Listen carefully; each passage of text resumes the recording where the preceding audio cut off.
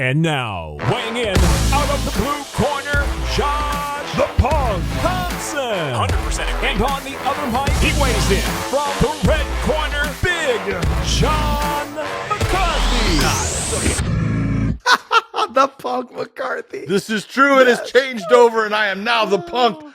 My man is back from riding camels and quads in the deserts of Saudi Arabia. He's got some sleep. You feeling a little bit better, my man? I feel a lot better. My fat lip is kind of going down because it got swollen a little bit more on the plane.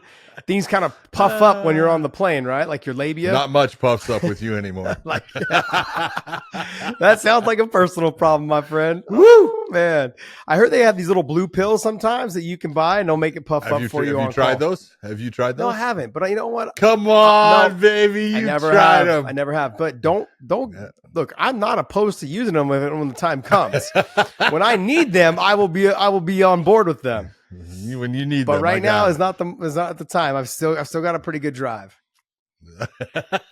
It's still there. You know, hey, that's a concern for guys at my age. I'll be 46 this year. Tell me about it, man. Guys at your age, I'm being on my grandson's life. Never. Don't have that problem. But I know a lot of guys that do. So if that's what you need. Do it. Okay. I mean, we've done a couple advertisements for some old dick pills. Yeah, Blue Chew was one of them, I believe. Yeah, they were.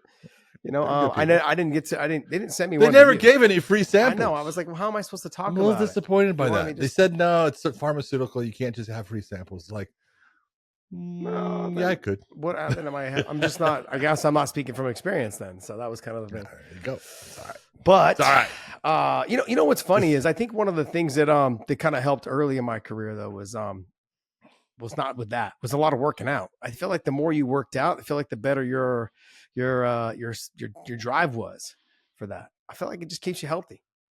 It does keep you healthy. It's good for you. It gives you more blood flow to that area. I don't know. Maybe you get all cramped up there. Nah, but you know what? That's another reason. You talking about cramping up. I've been doing this element stuff. It's like a liquid drink or like a liquid powder you put in your drinks. It's pretty good, man. And it's funny because I used to go on runs early in the morning, and I would run probably anywhere between say 3 to 5 miles every other morning or every morning. And I would start, and my career kind of started doing this a little bit, and it was because my training was doing that. And because I wasn't salt loading in the morning, I didn't know about salt loading in the morning. And then I started salt loading and it made a huge difference. Because everyone tells you salt's bad for you and you get all these things back and forth and it's not. It's an element that your body has to have. Very good choice of words there. An element. Thank you. Very much. Yeah, but it's pretty cool, man. Like there's these little packets. Like I was actually about to take one now because I just got back. But there's like these little packets that come with different flavors. So it's this. So this one here is the raspberry. So I've been using these. And then I know we talked about it a little bit on yesterday's show. And it works out. I mean, I was using like Celtic sea salt and Himalayan salt before when I was training. Just because I didn't know about things like this. And then liquid IVs and companies like that came out. But Element actually has like the better flavors and the better, I just felt like it's a little bit different and better. So I like they have a chocolate one that goes into my coffee. That's what I like, the chocolate one. Dude, you can make it. You can make it hot. It's a hot drink, and you can do like the orange or the raspberry. Yeah. It's cold drinks. Those are nice. Check them out though if you guys can. So it's Element. You guys, and you just put them in a liter of water and just mix it up and drink it on your own. Go ahead and check it out. All right, let's get into the UFC. It has a fight at the Apex. What number is this there, Dave? Do you have a number on it? This is UFC Vegas 87. UFC Vegas 87. How much longer are we going to be doing these Apex things, John? Forever. Really? Yeah. It doesn't cost them any money. You got to figure that's they've got so many shows that they have to put out for ESPN under their contract that traveling is not easy. Yeah. You know that. I know that. They know that. And so all the people that are there, it's those moments when they can take back-to-back shows. Yeah. And do them at the Apex. They don't have to. Yeah. There's no travel involved. All the people are there. It's an in-house, it's like opening up a box with the tool that you need and boom, it's there. So I don't see this ever changing. Now, the one thing that they do lose out of it is they lose revenue as far as ticket sales and things like that they'd get if they went somewhere because they're going to sell a ton of tickets. Mm-hmm. But, in the end, it works for them. It's a good thing.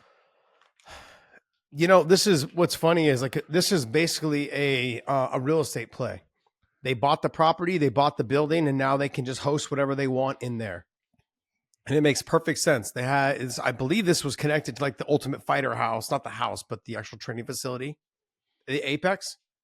No, the Apex is like on Jones Boulevard off of in Vegas, right off the 215. Yep. If you're on the 215, you'll see the UFC offices as you drive. Then, you know, obviously they had, and they, when they first put it, they did the offices and they did the PI, did the Performance Institute with it, and it's, you know, a beautiful facility. And then they decided, you know what, we need to have our own place that we could do shows and things, because they had the Ultimate Fighter, and the Ultimate Fighter was done. There was a it's not really a strip, but you know, not a strip mall, but an area off by the Palms Hotel that they basically took over the entire structure and all the buildings. They rented them out, and they were paying, you know, a rent on all those buildings, and that they filmed the Ultimate Fighter at, and all those things. And this made sense. This is the way they could do the Ultimate Fighter. They could do it right there. They could film it there. Everything was in place. And so they put it together. That's what happens when you are making money. You can spend money, and they spend some money. Well, I mean, like when everything is in one location, it just makes a big difference on not having to shuttle people around. People don't understand how expensive it can be to get buses or vans or whatever to shuttle everyone around on a daily basis. I mean, whether you're renting them or whether you own them, the gas, whatever it is, back and forth, how many times you go back and forth. There's a lot of expenses. Now everyone's going to go, oh, well, they're a multi-million-dollar company or billion-dollar company. That's not the point. The point, company's into losing money. Yeah. I mean, like you look at guys, whether it's Bill Gates, Zuckerberg, Elon, they're not wearing fucking Gucci and Prada. Like they're wearing just normal, regular clothes, and just because they got rich, being conservative with their money, not being idiots. And so with the UFC doing stuff that's very similar, just look, whatever our expenses are, we can try to consolidate them and keep them as low as we possibly can when it comes to doing things like this. The real question when you look at it is, I think that an atmosphere like the Apex is good for young up and coming fighters. That, you know, the pressure of the crowd and stuff sometimes gets to them.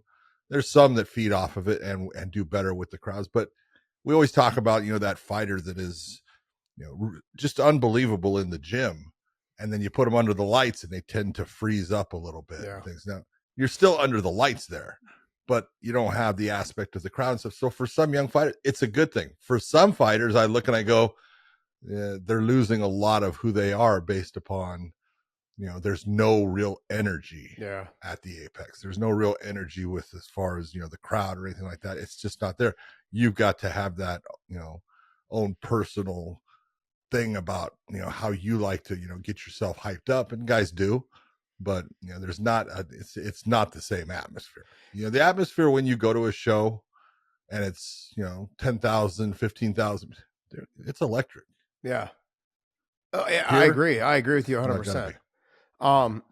Yeah, there's something about the crowd noise, the energy you feel as you can see the arena filling up, especially if you're in the back and you're like one of the co-main events or the main event, and you take a walk out there like right before the main card starts. You just feel that energy, and people see you and they just love it, and they're like, hey, they're cheering. Like, it's a different vibe, a different feeling. Yep.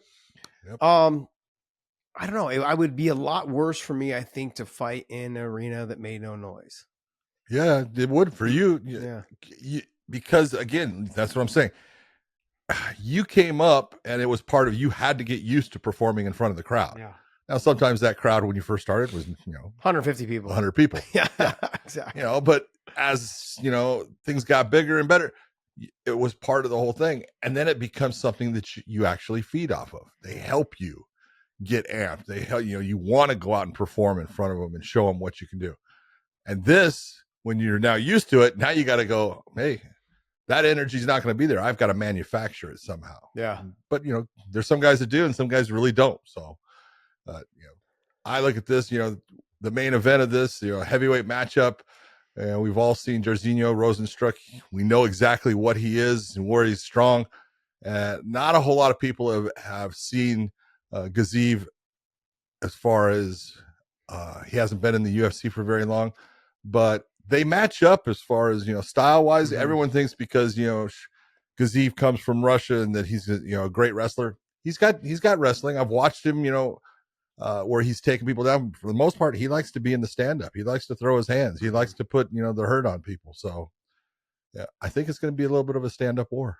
I would agree with you. I think Gaziev, though, is going to be somebody that he rips the body. He works the body pretty well for a big guy. I also like how he tracks after you and doesn't really open himself up until he sees you covering up. Can he take a shot from Jairzinho, and can Jairzinho get there to his chin? Because when I look at the two of them, Jairzinho is the bigger, heavier guy, whereas Gaziev, I don't think he's a big guy, but I would say he's a 260-pound guy. But when I look at the two of them, I feel like Rozenstruik is probably a little bit bigger and also a little bit more plotty. Like in terms of not athletic, maybe I'm trying to word this wrong. He's not as athletic as Gaziev. Gaziev seems like he's a little bit more lighter on his feet, whereas Jairzinho is plotting, kind of walks after you, kind of almost, I don't want to say like a Derek Lewis, but like he just kind of like slowly plots after you.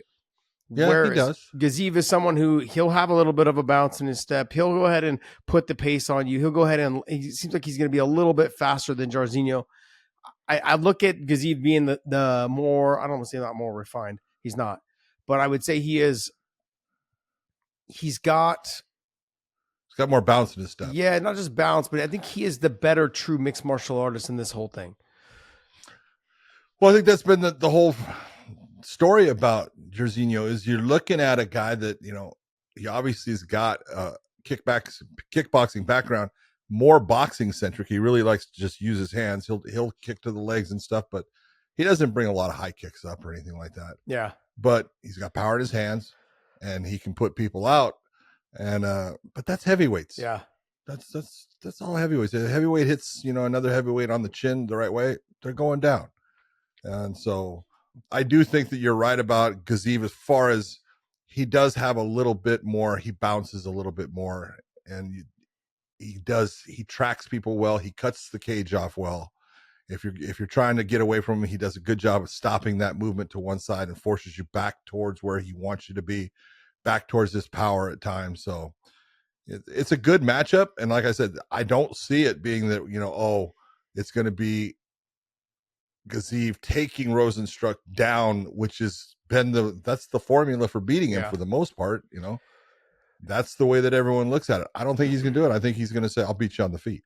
I would agree. But I think also too, if you go back and you watch, and I know it was a while back, was the Alistair Overeem fight.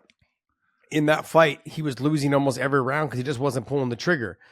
And then he finally was able to catch Alistair at the very end.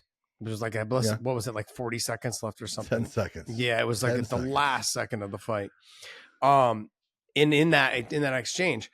But that's how I can see Shamil going ahead and just kind of touching him, and waiting for Rozenstruik to really get off. And if he doesn't get off, the rounds are going to slip away and he'll be losing round by round. True. Because I think Gaziev's going to fight a very smart fight. He'll touch him, he'll move. He'll touch him, he'll move. He uses his movement, his athleticism to his advantage. He's 12-0. There's a lot to be said about people that are undefeated.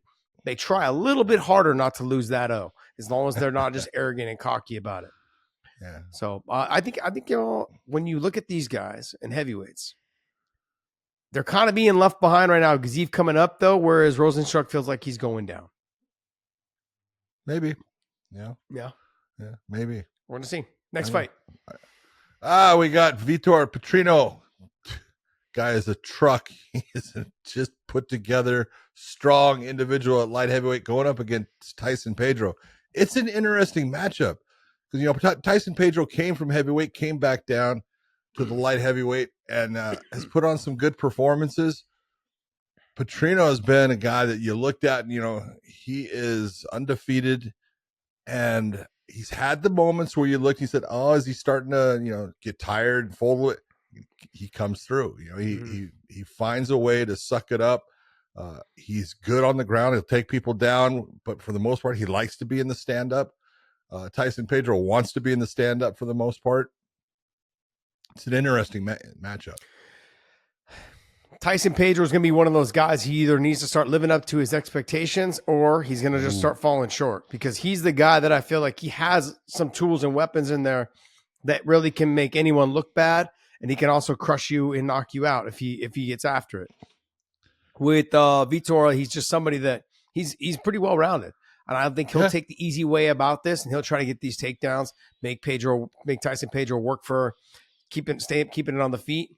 And does he get so fatigued? Does he slow down too much to where then it starts to open up for Vitor on the feet? Vitor's got more tools, more weapons that he can rely on, whereas Tyson Pedro's got to keep this thing on the feet and use his speed and his power to his advantage. Yeah. We'll see. The real question, I see Petrino coming forward, and I've always noticed that when Tyson Pedro has someone that is pushing him back, he does not get off the same. And so he's going to have to figure out, I've got to have some volume in this. Yep. All right. Alex Perez taking on the guy we've been talking a lot about, Mr. Muhammad Mokaev. This is in the flyweight division. Alex Perez has been there for championship fights. He's never gotten to that point where he's won the title, but he's got hands. He's got very good hands, but he's going against a guy who tends to do the things that give Alex Perez problems, and that's take the fight to the ground with superior wrestling and maul you on the ground. This is one of those ones that's I look at, and it's obvious that Perez has got pretty good power in his hands. He's got good stand-up. Mokaev, his stand-up is not bad, but his wrestling is damn good. Yeah, I agree. I think with Perez, he's going to have to try to keep this thing on the feet, and I don't think he's going to be able to. I think Mokaev's going to be able to kind of weather the storm, not even say weather the storm, just going to be able to slip his head offline, and just the timing on the takedowns will be there. The control from the top position will be there, and Perez will either give up some sort of submission, giving his back and trying to get back up to his feet, or he's going to end up, just being ground and pounded out, or just being held down for the 3 rounds. Yeah. So we're going to see. But yeah, I look at it, and I hate to say, Alex Perez, he's a good fighter. He's got a lot of talent, but when you look at people that are superior on the ground to him, and I mean, not that he can just hold on to and let the time, get back to his feet. He's not that guy that gets back to his feet the same as a lot of flyweights. Yeah. A lot of flyweights are really technically so good at creating that space and being able to get themselves back up. He tends to wait down there, and it's not a position that he can wait in. So we're going to see if he's changed. True. I look with Mokaev though. Dave, can you pull up the weight class, the flyweight weight class? Because we just talked about this last night. But I really feel like this is a weight class that is kind of just ready to peak, almost like how the 135-pound weight class is ready to peak. I feel like it's the same thing. You've got Royval, you've got Moreno, you've got Albazi, Kai Kara France, Nicolau, Cape. You've got all these guys. I mean, I would like to see him take a step up in that competition, whether it's Manel Cop or whether it's like an Albazi or Moreno. Like, I want to see him take that next level. He's 11-0, I believe, 10-0 or 11-0. It's time to give him somebody that can stuff the takedowns. It's time to give him somebody that can do really well with him on the ground. Yeah, but he's taking on the guy that's right above him in the rankings. So he is moving up. He's moving, he's moving in that direction. If you take a look. It's like there could be something else to this. I mean, maybe I'm overshooting it in terms of maybe his contract isn't as good as he would like, and let's take as many fights as we think we can win right now until we can get a bigger contracted deal. So I have to always keep that in my mind. I'm like, why are you not fighting up more? Why are you not fighting guys like Albazi? Why are you not fighting guys like Royval and Moreno and when Petrino wasn't champion? Why are you not trying to take those chances, being undefeated, knowing how good you are? A lot of it could be contract stuff as well. So I got to be open-minded to that. More so on my part. True. Eric Anders taking on Jamie Pickett. This is one of those ones you look and you go, it's an interesting matchup as far as, it doesn't have any real, this guy's going to be moving up or anything like that. But Eric Anders is just very smooth, athletic. Jamie Pickett is a good fighter. He's great when he's on, when he's off, and, guys are able to out grapple him. There becomes problems for him, but in the stand-up, he can be very dynamic, tough fighter. I look at this one, and it's like, it's an entertaining fight, but it has no bearing on anything. It will be a fun fight. Yeah. Eric Anders, I believe, was out at CPI getting some stem cells done after his last fight, and then jumped into camp, and now he's, here. This should be a fun fight, I think, for the fans. 2 big guys getting after it. Eric Anders is built like a Greek god. I'm a little jealous, It's He's got the big legs, got the wide back, got all the tools and weapons and stuff. He played linebacker at fucking Alabama. Ah, man, jealous. But yeah, but I mean, like, look, when you got these two guys, look for the letter to be slung, and then that's going to be a good fight. Should be fun, very entertaining.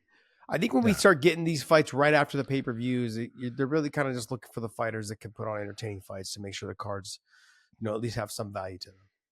Yeah. Matt Schnell taking on Steve. I'm going to say it wrong. Eric. It's Usyk. Yeah. Usyk. Matt Schnell's fantastic in the stand-up. Smooth movement. He throws everything beautifully straight when he's throwing his shots. Obviously he'll use his hooks and stuff. He's got great footwork. Just beautiful to watch him. Usyk, when you're watching him, he's good on the ground. He's good in the stand-up. He's going to want to get Matt Schnell to the ground because I think that's where he has a decided advantage. And I think Schnell actually has the advantage on the feet. So we're going to see if Usyk. Click on Usyk. Didn't he lose his last fight? Was that his first loss of his career, his last fight? That might have been his first loss, yeah. Was it? No, was not the first loss. Scroll down. No, he hasn't lost yet in the UFC. What was I thinking, man? But no, his stand-up is not bad. He has a very it doesn't look like it's that good, but he finds ways to make it work on the feet. He is he seems like he's very technically sound in terms of on the feet. Schnell's going to be he is, but he's not. No, he's not fast or explosive or any of those things. He's just technically sound on the feet. But John, when you have those guys, they're hard to kind of get in through. They're kind of hard to land the big shots on. And I think it's going to be a tougher fight than we think. I think Usyk's going to be a tougher fight for Schnell. No, I think he's a very tough fight for Schnell as far as I look at it. And Schnell's got to perform. He's got to let his hands go on this. And he's got to keep himself from being put onto the canvas. Yeah. Because on the canvas, in my opinion, he's going to be able to control a lot of what he does and keep him there and take rounds. This is true. So. Next fight. I believe we have a guy named Umar Nurmagomedov. I don't know who he is. I've never heard of him. Never seen him fight. I know this guy. 16 you to know 0. this guy? I know this guy. Against Beksat Almakian. I'll tell you what. I don't know this guy. He's good. Is he? He's good. I watched him. Okay. And he's good everywhere. He's got good stand-up. He's got good wrestling when he wants. He's good defensive. This is a really good matchup between two guys that are just well-rounded fighters. So this is kind of where we have a problem, I think, with the sport right now, is that there's so much hype around Umar that a lot of the top guys don't want to fight him. They're either hurt, they're either I'm ranked higher than him. Why am I going to take the chance? And they'll find ways to not take the fight. Habib ran into the same problem. Islam did as well. I mean, and people then when they get to the top, people are like, he hasn't fought anyone. They haven't fought anybody. You guys, it's very difficult for guys that have a reputation and a name. And like I said, the reason why these guys haven't fought anybody is because the word is out in the gyms where they've gone and they have trained. They've trained at Henzo's. They've trained at Extreme Couture's. They've trained at at AKA. They've trained with fighters that have come in from different areas, or they've gone to other gyms and trained. And people have rolled with them. People have seen them roll with other guys. Sparred with them. Yeah. People have just trained with them. They know exactly. They know exactly what they're about. They've seen how good they are with guys that they normally train with, or they've trained with themselves. And that is why Umar Nurmagomedov is the real deal. Now, do I think he'll be champion? I do think he will be champion one day. I'm not sure if it's going to be soon or not. It depends on how well they play this. He's coming off of his shoulder injury. He had shoulder surgery. He's getting back on track. This is a good step for him. I don't know anything about Amakahan. I don't know how to say his name. I don't know anything about him. I couldn't tell you. I just know he's 14-1. I heard he's tough. And I also heard too, when I talked to Umar, I said, "Who are you fighting?" He told me his name, and he said, "This guy very tough. This guy probably tougher than most guys in the top 10 in UFC." And I was like, "Oh, okay, cool." And he's like, "Gonna be a good fight."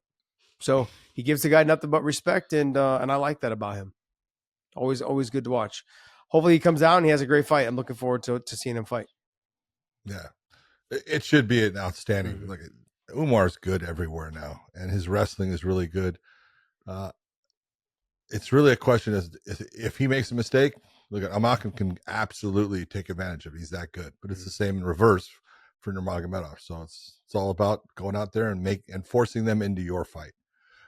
We have the Raul Rojas Jr. against Ricky Turcios fight. This was supposed to take place in Mexico. Both of these guys will at least enjoy a higher content of oxygen now fighting at the Apex. But I feel bad that Raul got sick, and it happens. I've seen it. Guys are in the back and they're trying to warm up and they're throwing up, and they're running to the was it altitude sickness? No, I don't think it was altitude sickness. He just got sick. Maybe because that could happen while you're warming up. You're warming up too hard. You're going intense. It happens quite a bit. Can if you get to that level, it's so funny, especially with young fighters. They believe that there's no such thing as altitude sickness, or they don't think that it's a big deal. They don't realize. As soon as it hits you, you'll know because you're very nauseous and not able to do a whole lot. To shit your pants. Yes, that's it. So at least in losing that fight last week, they're able to take all the training and all the hard work they put in and come the next week and do this. It's a good job by the UFC to put that fight together for him. So very nice. It's going to be at a catch weight. That's smart, and that is all because hey. Don't make the guys go and suck down again a week later. Yeah. Very smart of them. Hey, just do it at a catch weight. You're both going to end up weighing the same in the end. So good job by the UFC on this one. Yeah, good work. I mean, I want to see how Rojas Jr. performs. I want to see how he's evolving and making changes to his game. His last fight, he was able to make some changes in terms of he didn't just go chasing submission after submission after submission. After losing the fight previously to that. So he understands where he's at right now. He knows that he needs to get better. I want to see him get better on the feet. I want to see him start really trying to open up on the feet, not just constantly reminding what got him to the dance. Now, I'm not saying that every single time he needs to go out there and stand and bang it out. But what I'm saying is that he needs to put some effort into really letting his stand-up go in a fight. Not just in the gym, not in sparring with teammates, not with 16-ounce gloves on. Like in the gym. When I talked about Biagio Ala Walsh yesterday, the conversation was he went out there, he knew that he's got good boxing, he knew he was good on the feet, he knows he's athletic, but he focused on making sure in his fight over the weekend that he utilized his wrestling, that he got mat time inside the cage, in the actual cage with the bright lights, with the pressure, with the media, with all the other stuff around it. It makes a difference. Some fighters will go out there and just try to win the best way, the fastest way they can. I understand that, but then Biagio Ala Walsh is someone that also has to be careful about doing it on the feet because you can get clipped in the contest as well.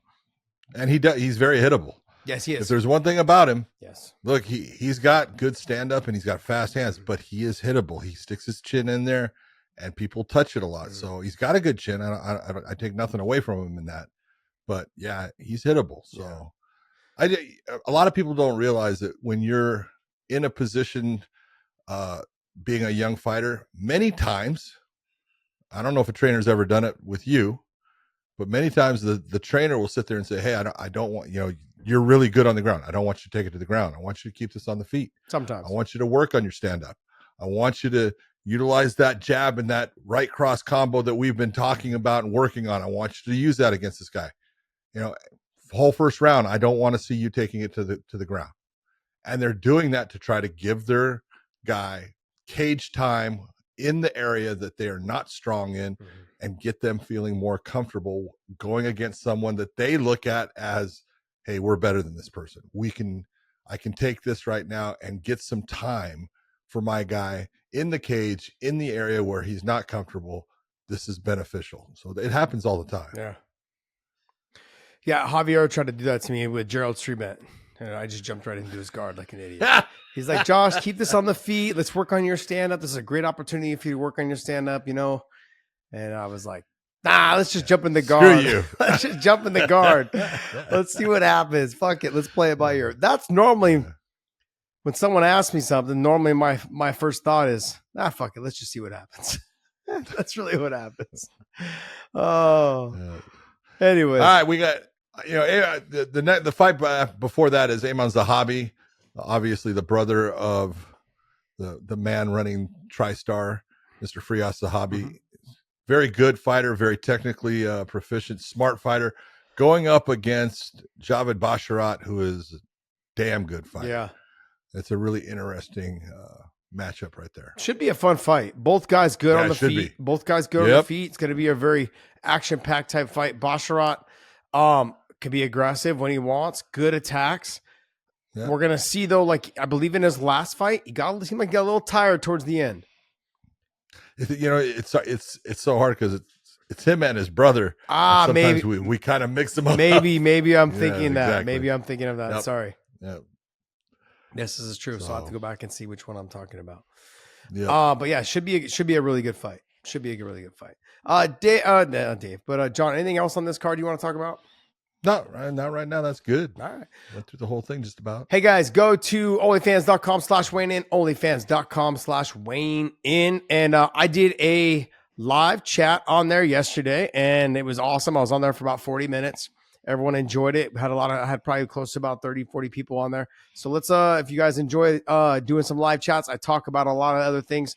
I will get on there and talk about PFL, get on there and talk about Bellator, get on there and talk about UFC stuff as well. So it's a good opportunity for you guys to have more of a one-on-one relationship with the Wayne and podcast.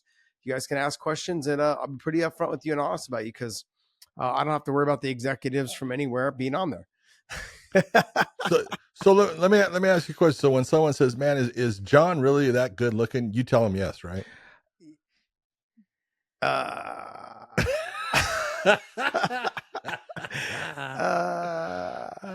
Of course, that's exactly. That's what I thought. Yeah. That's what I thought. That's just all. That's all. We're boys, man. Of course, that's what I said. Yeah, of course. All right. Well, hey, and let's go ahead and move on. This is a good topic right here. We're gonna give you guys a couple little topics, to talk about. John, you want to read it, or do you want me to read it?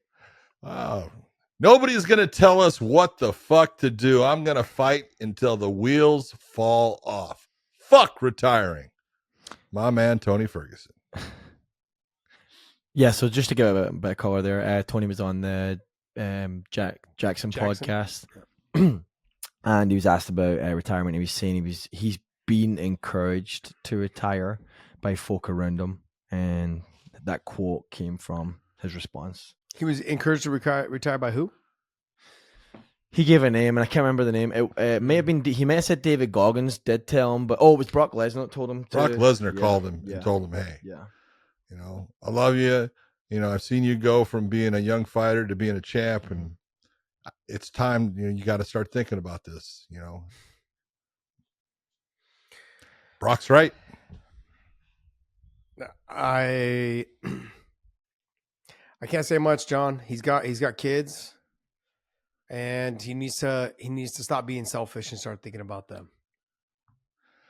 The problem right now, is, you're right, but the problem is Tony has got, he's got a different mentality than a lot of people. He is a fighter to the core. He loves it, and he's not looking 2 steps ahead. He's not even looking 1 step ahead. He's looking at right now, and this is what I want to do. Not understanding what the last 7 fights have done to him as a fighter, to him as a person, to him as a guy that, you want to be there for your kids and for your grandkids. You got to look and say the damage will add up. And there comes a point it's over for everyone. And I would love to see Tony take the advice of, other people. Take the advice of, anybody who's close to him at this point and say, it's okay, man. You had a phenomenal career, but losing is just as contagious as winning. And it starts to seep into your soul. It gets in your head. And instead of going out and being that free spirit that can just go and move and do the things that he used to be able to do, you're so worried about losing again that those things aren't even part of it. And at the age he is, he can't do some of the things he used to do. He says, I'm going to fight until the wheels fall off. The wheels have fallen Thank off, you. Josh. I was about to say that. They're off. Yeah. It's time to move on. And it's a decision that every fighter has to make. And I know he's going to have to make it on his own. Maybe there's a lot of money still left on the table and the UFC is willing to keep fighting him. But I'm looking at him and I'm thinking, right now you're just being selfish. It's these fights, because of the amount of money he makes, they're going to be hard fights. Unless they restructure his contract, which maybe he won't. Maybe he will actually. Maybe he will restructure his contract so he can stay busy and stay in the UFC.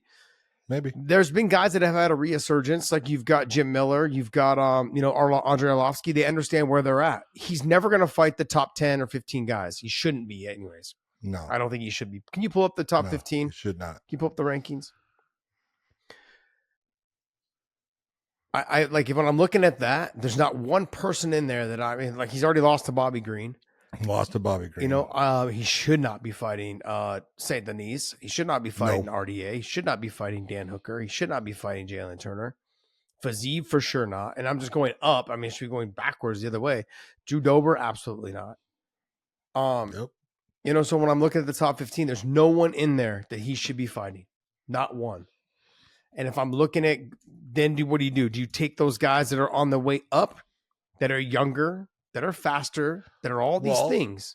Yeah, if you're the UFC and you're going to use him in any way, you're going to sit there and say, well, I'm going to put you against the guy that I think has got some talent and is coming up, and I'm going to put you against that person because I'm going to use your name to help build their career. Is he even in the top 50? I'm on Topology's World MMA top 50, No, he's not. He's not even there. When he just lost to Paddy, so I thought maybe he'd be around there, but I don't see him. No. Yeah, definitely not there. He's definitely not going to be above Paddy. Yeah. Yeah. No. I mean, there's just no one for him to. There's no one there for him to fight, and the UFC is going to look and go, "We're paying you a decent amount of money." Now, obviously, it's probably not like get rich money, but it's still a decent amount of money. And he's going to have to make a decision. Is the amount of damage that I'm taking in these fights? I don't think he even looks at it that way, though. Tony's not that kind of guy. Don't look at it about yourself. That's the problem, John. He's got to look at it in terms of where are you going to be at after this? Are you going to be able to still throw the ball with your kids? Are you going to still be able to try to wrestle and teach your kids how to wrestle? He can't even shoot his single legs back and forth anymore. So how are you going to show your kid how to do a double leg? I believe he's got 2 boys. He's got 2. Yeah. And so you think your kids are going to want to learn some of the stuff that you've been doing for your whole life? The greatest benefit of being a father and knowing and having all this knowledge is to fucking hand it down. It's driving me crazy. And I like the guy. I think there is something there that he has so much he could give to his kids. So much. That knowledge. It's there. And so it's the wheels have fallen off. Yes, and I think it's time for him to start thinking about more than just himself. If you want to try to take a fight to get a win and then leave on top, get that last win, I'll give you the support. I'm down. I'm down to give you that support. Let's try, let's get the UFC to try and find him somebody that's there that we think, is a good matchup. See, and it all comes down, BJ went through this, and they're saying, and then basically said, look, we pay him so much money. Yeah. I can't just, put him against a nobody. They go, and they said it as clean.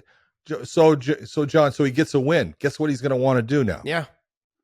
He's going to want to fight again. Fight one more. I got one more. See, I told you I could do it. No. Yep. I'm giving you a guy that I feel like, hey, we can get you a win. And we need to wrap this up. That's the problem. I mean, I think for him, it's got to be more of a talking conversation with him. The wheels have fallen off. It's time to wrap this thing up. You've got 2 young boys, 2 young kids. You got so much life to live, man. So much life to live. I've John, you and I've had this conversation a lot. I've talked to several media sources about it. I've said it on this podcast. I said it in 2019 on Rogan's podcast. When I was getting ready to retire, or when I did retire, I told myself, what else am I going to do? You got 40, let's just say, God willing, I retired at 40 years old. You have another 20, maybe even 40 more years. You have a whole nother life to live, to see your kids grow up, to see your kids have kids, to see your grandchildren. Who knows? You might even be able to see your grandchildren's grandchildren have kids. Yeah, that's what I'm saying. You might be able to see your kids have kids and then them have kids. Like you might be able to. But you keep doing what you're doing, that's all going to go away.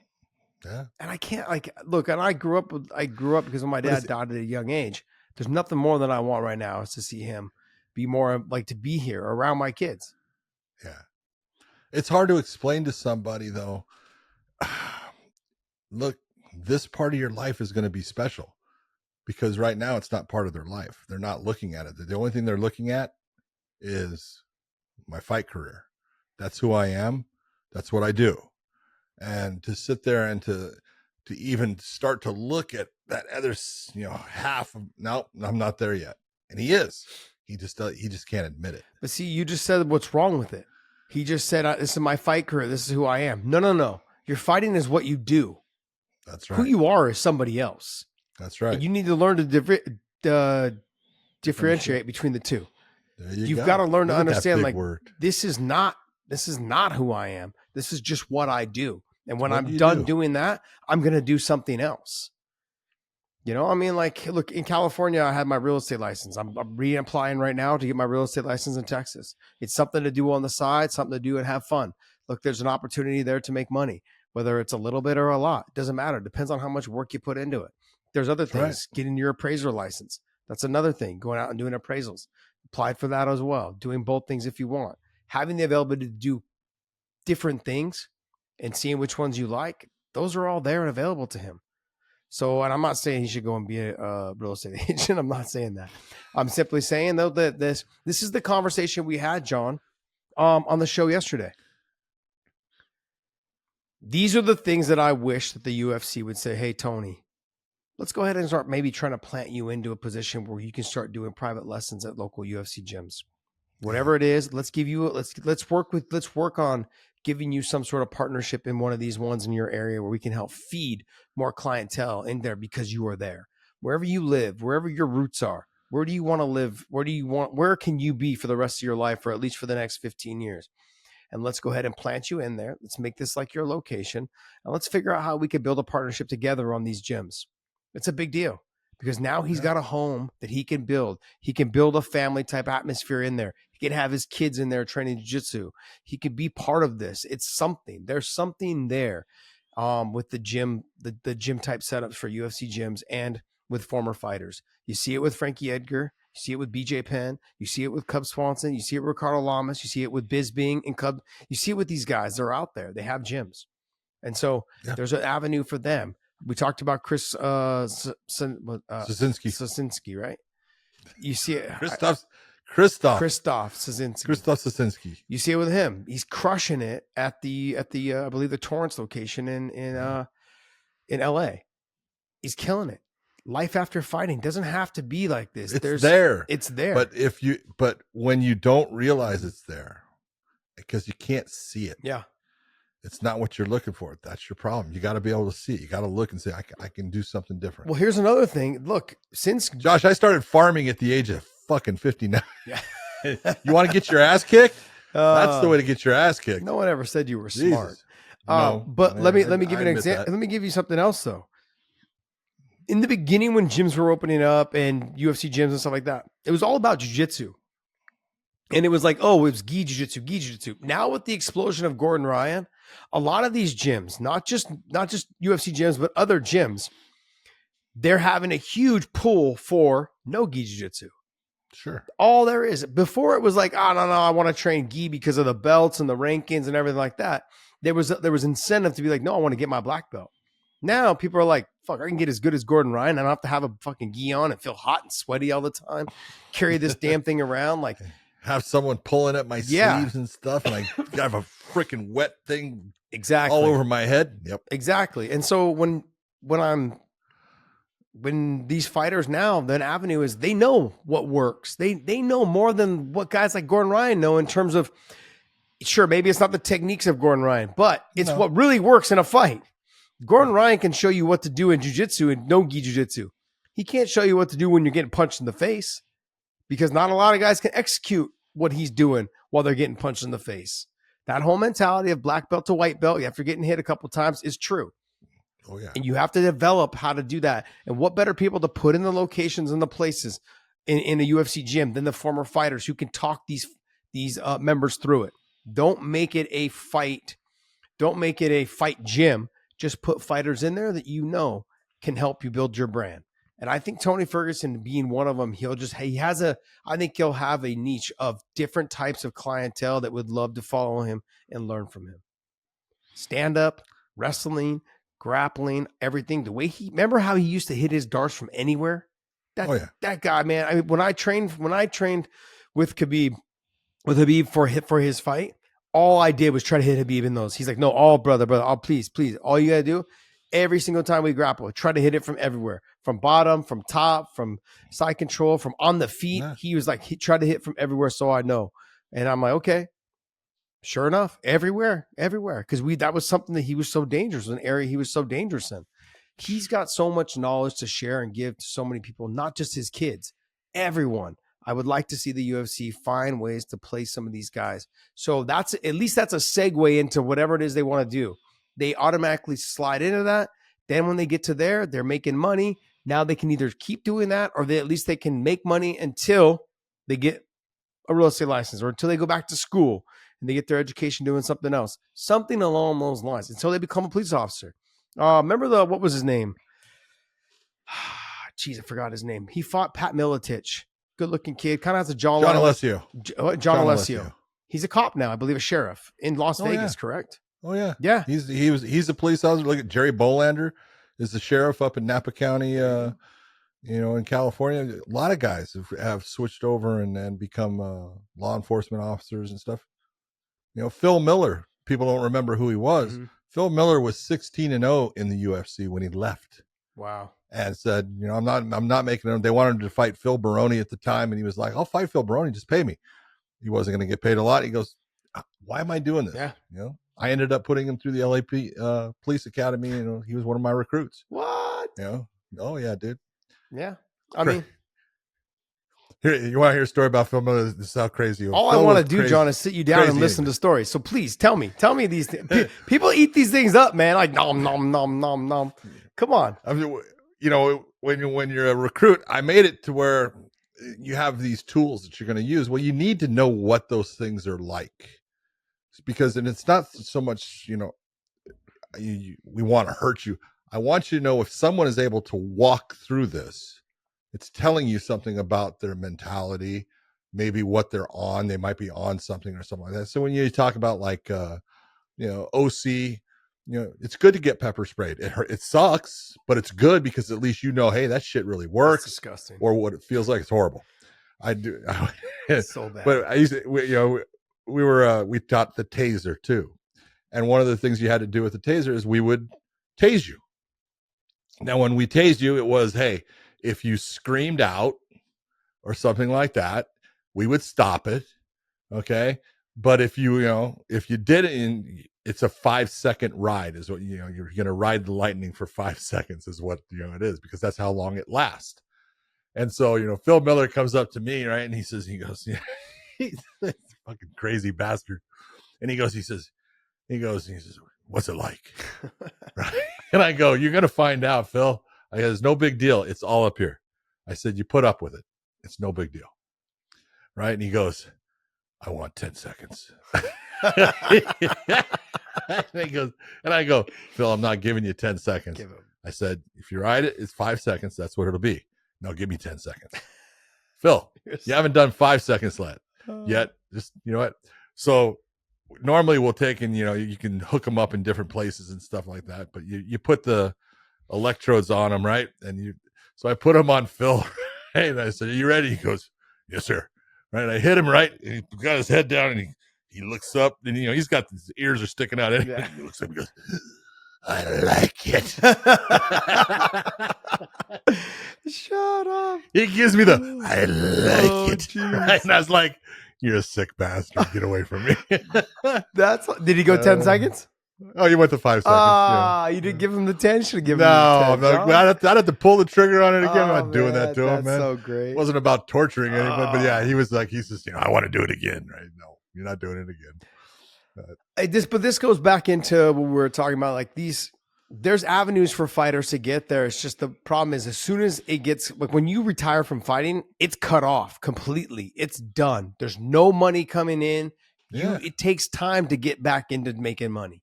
Yeah, you've been fired. Yeah, exactly. You've been fired. You have no idea where to go. Yeah. And so you don't know the direction of your life. But that's the whole thing. And you talk about it. Gary Vee says you've got to get rid of your old life to start your new one. Yep. Yeah. Got to get rid of your old life. And that was one of the hardest things for me to do because after I had lost my last fight to Petrino, even though it was a headbutt loss, but after I lost that fight, I walked back into AKA I believe it was an uppercut. Nah, it was the ref didn't see it. I have film. The ref didn't. The ref didn't see it. Old man was out of place. Couldn't get there fast enough. Old man was fucking so old. Yeah, that's why he had to retire. Yeah, this is probably true. But I would go into the gym and I was like in there for a week. I was probably in there for about 2 or 3 weeks, and then I realized I'm like, this isn't for me anymore. It's a weird feeling of going in and going, you're not the big man anymore on the top. It's, you're not that guy that's the world champion. It's like, you're not, it's just not there anymore. And understanding when you walk into the gym, you're no longer the big guy in the gym or the one that controls the gym or the one that is and sure, they still look at you as like Umar was always very respectful, but always like, he always tried to get as much knowledge out of me. And, it just, even when I go in now and still visit, like, he's still, and some of the other young guys go, what do I do when I do this? And I'm only there for 15 minutes, 15 to 20 minutes. And it's that conversation backwards 15 to 20 minutes, but I'm normally only there for that amount of time. And they still want to know, they still want to absorb that knowledge. They want to get that knowledge. What would you do if in this situation, whether it's on the feet or on the ground? But you're scared to leave because you haven't known anything else. For me, it was 20 years of walking into AKA from the year 2000 until 2019, 20 years of walking into that one gym. And I actually went there in 98 and trained there for a year until 99. Then I went home from 99 to 2000, came back in 2000, back to AKA and back in San Jose. So it was a total of 20 years of spending into that gym. And it just felt like home. It felt like routine. It was a routine of every day, and even on Saturdays. And that's the hardest part, I think, for like Tony, right? Somebody having to leave whatever it is that he's been doing, his normal routines, the routine that gets men attached to that. Men are very routine driven. We get up, we do this, and those are the things that shape what we do for our lives. Like, I think if we can find ways to help them insert themselves into facilities that can help make them some money right off the bat, that'll give them a little bit of leeway in figuring out what they can want to do next. But then, like you said, once you're fired, you've got to make that decision soon because the bills still keep coming. They don't just stop because you lost your job. Like, he still has a mortgage. He still has kids to feed. He still has, and then you don't realize how fast that money goes. And right now in this economy, the way the inflation is, this is not the time to be getting fired. No. And so that's where I feel for him. I think I know how hard it is. And I've said this before, where fighters, if you're doing it for the money, great. I understand. But you got to be winning a fight here and there every once in a while. And, that's not the case right now. He's lost 7 in a row. So where do you put him in this situation? And like I said, he's got a lot still to give to his kids, and I think he's got a lot of knowledge to share to a lot of other people outside of that. So hopefully he doesn't fight much longer. Hopefully he gets put somewhere where he could make a difference. I'm looking forward to it. I'm looking forward to hearing about him. So in a positive way. Yes, what else you got for us, Dave? We can wrap up on that one. I do have a video that you sent me, though. Do you want me to play it? Did we go a little long on that for you, Dave? That's good. John, this is, I have a fat lip, it's actually kind of gone down over the night since this is me out in Saudi Arabia. Yeah. And I'm going to show you how I got my fat lip. We have any volume on this thing? This is pretty fun. You're on a Yamaha. This thing's pretty fun. John, I got some speed, buddy, man. I can cruise. That first off, that is not speed. I'm getting there. It takes a second for it to get going. It takes a second for it to get going, John. No, I'm trying to hold the steering wheel with one hand and hold the camera. Yeah, I understand. This is great. So I'm coming around this bend. There I go. So as I'm going down, and I lose the camera, and I'm like, there goes my phone, and all of a sudden I'm like, bink, bink, bink. There I go. That's me right there. I'm gonna give you credit. Well done. Even held on to the camera. No, I lost the camera. It flew. Oh, did you lose it? Yeah, it flew. Okay. No, but it's pretty funny that it saw. Look at that. Pink. And I got my glasses on and everything like that. I'm like, oh, it's so great. That's a very nice, colorful helmet you're wearing. Yeah, you know what? Everybody else had the helmets. Like Sean O'Connell, they all took the kids' helmets because they wanted the ones to come and protect their face. And I wanted one too. I'm like, Sean, that thing doesn't even fit you. It like the chin part of it, John, was on his lips. I was like, dude, give me that helmet. You wear this one. And none of them wanted that one, so I took that one. It's all right. But it was funny. We had a lot of the girls with us, so we had to make sure they had better protection than us. But this is hilarious. I ate it pretty hard. But as I went off, the handlebar hit me in the lip. So I started to go this way, and then the bike stuck, and the handlebar shot back up and hit me in the lip because I was holding the phone. It headbutted you. It did. It lip butted me. It's just part of the whole fucking story. It gave me the lip butt. It happened again. Oh, it was a great time though. We had a good time out there. I have never been on sand dunes on a 4-wheeler. I've been in in one of in the buggies. I've been in one of those, but I've never been in one of these. I've done not sand. I guess it was sand. It was in Vegas. We went out buggying in Vegas. And there's not a whole lot of sand. That's not sand. If you're gonna go to sand, there's a place in California down at the very bottom called Glamis. Now you can go up to Pismo Beach and you can go in the sand and stuff, and that's great. But you can go down to Glamis, and Glamis has got huge dunes, huge, because we call them bowls, because it's that bowl that you go up to the top and then come racing across, and all the sand's blasted. I used to take my kids because we it's what we did. We would load up the trailer with all the quads and everything, and go to Glamis for a couple of days with the neighbors and stuff. And I bought Miss McCarthy this automatic. Okay, it was a Kawasaki 700 automatic. Didn't have to shift the gears, anything. Just give it gas. It was a sports quad. It was really cool. Finally, take her out there, get her out on the dunes. Go to this one dude, and she keeps on, following, and I'm going slow through the dunes, and we're going right. And I don't know why, but she decided not to follow me on one, and she goes up to the top of one. And if you go down them, there's that point where it basically ends like this. Yes. Right? Dude, that's the only time in her life Miss McCarthy's been knocked out. Because as I turn around, and I look, she looks like an arrow going down this goddamn thing. The fucking quad sticks in the ground, and she goes doink right into it. I get over to her, and she's out. She is out. That was the last time she rode that quad. My daughter got a brand new quad. Oh man. It's funny because they did the walkthrough on what they expected us to do, like on how to start it, how to start. And I've already ridden quads before, but I'd never ridden them in sand.